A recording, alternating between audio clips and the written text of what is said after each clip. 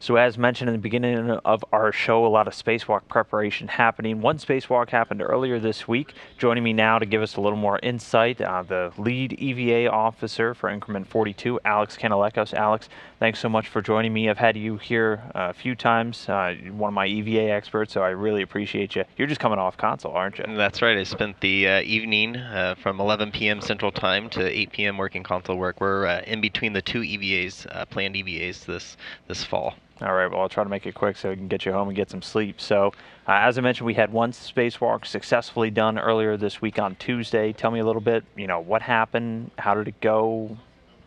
All right, so we had two crew members go out the door, and Reed Wiseman and Alex Gerst went out the door, and both of them were rookie astronauts as far as spacewalks are concerned. First time. First time, and we haven't actually done that in quite a while, so it was really neat to see them go out the door. They did a great spacewalk. It was about 6 hours and 13 minutes. Okay. And their major tasks were to perform a pump module relocate. So back in December, we performed two spacewalks to repair a pump module, and the failed one was left in a not optimal location. And so this, the beginning of this spacewalk, we moved that from the non-optimal location to a good spare location. Okay. And then the rest of the day was spent kind of getting ready for kind of subsequent EVAs that we have coming up. So one of them was we retrieved a light that had a burnt out bulb.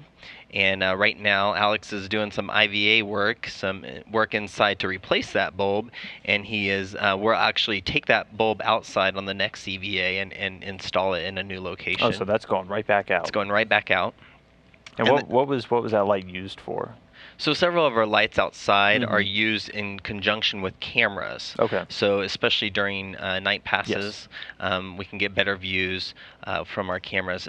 A lot of times our cameras are used for EVAs, or they are also used for robotics. And so when the crew members are flying the arm, the Canadian robotic arm, they need really good views to watch for clearances and make sure that the arm's not going to run into anything. Don't want to smash into anything. Got to be careful. Right. So that's what that light was used for.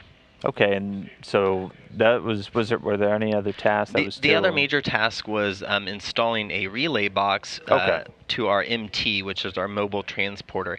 And what this relay box does is it allows the MT to have more redundancy in case it lost some power. Okay, so like he just said, one EVA in the bag and another one coming up next week. And we're going to be switching up crew members a little bit into some different tasks. Tell us about what's going to be happening That's right. next week. So Reed Wiseman will go out again as EV1, and joining him is Butch Wilmore. Butch will be EV2, and they will go out and actually do a remove and replace of the sequential shunt unit. And there's several of these on board, and one of them has failed. And basically this unit shunts the arrays from the batteries and kind of manages power levels when we're charging our batteries. So kind of like a voltage regulator almost. That's exactly right.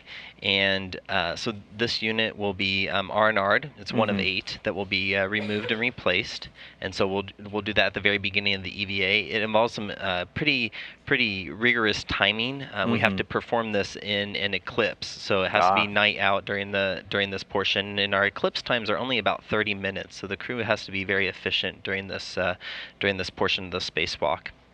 And then after that, they'll go into doing kind of a little leapfrog activity with several cameras, lights, and antennas. And so we're getting ready to relocate our permanent logistics module on Space Station to a new location on Node 3. We're moving it from Node 1 to Node 3. And in order to do that, we have to relocate a lot of antennas and cameras.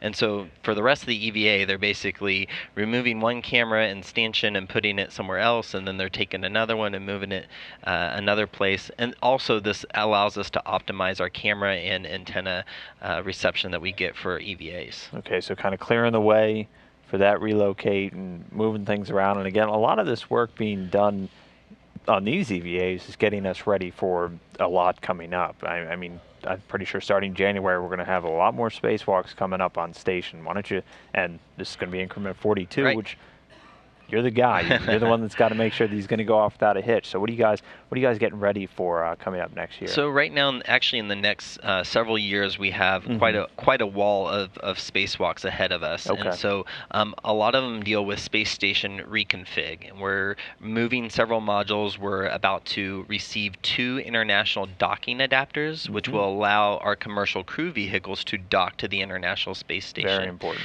And in order to do all these relocates and installs, we have to get the station reconfigured, both from a power standpoint and data standpoint, as well as just getting camera views correct. And so that's what we'll be doing in January as well. We have 2, potentially 3 scheduled EVAs, in which we will be routing cables to supply power, heating power, and data to the international docking adapters when they arrive. One's arriving in 2015, and one will be arriving in 2016. Additionally, in those EVAs, we are going to lubricate the Canadian end effector on the arm, the Canadian arm end effector. And right now, it's just having some high currents when it's going to latch onto certain payloads. So in order to reduce those currents, we're actually going to lubricate several of the screws and drivers that are involved in when we latch. Okay. As well as we're going to be removing several covers that allow these international docking adapters to install onto the International Space Station. Okay, well, like you said, wall of EVAs, a lot of work coming up for these crews on board the station. A lot of work being done last week and next week, or this week and next week.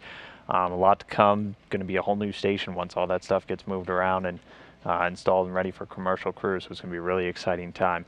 Alex, thanks so much for joining me here today. Really appreciate it. And we're going to be looking forward to these spacewalks. They're always really interesting, always great to see. Glad this week went off without a hitch, getting ready for next week. Thank you. Thanks.